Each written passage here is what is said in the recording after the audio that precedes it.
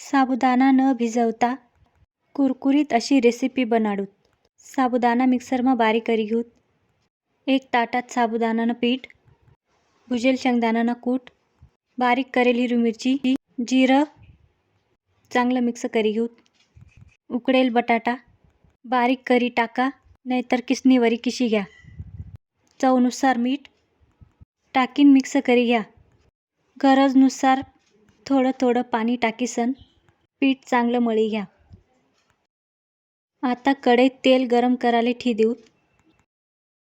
साबुदाणा पीठना गोळा घिसन हातवरच थापडीसन गोल आकार करी घेऊत.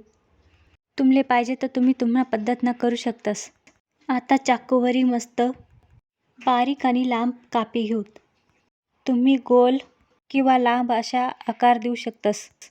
आता तेलात आपला बनाडेल फिंगर्स टाकीन मस्त कुरकुरीत आणि लाल होईपर्यंत तळी घेऊत.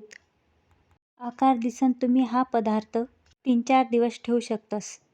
तुम्हले लागई तवं फक्त तळी घेवानं. मग तयार शेत आपला साबुदाणा फिंगर्स.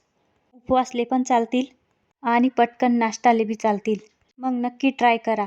वरून कुरकुरीत, मधून मऊ अशाच नवीन नवीन अहिराणी रेसिपी पावाले अहिराणी तडका रेसिपीले सबस्क्राईब करा.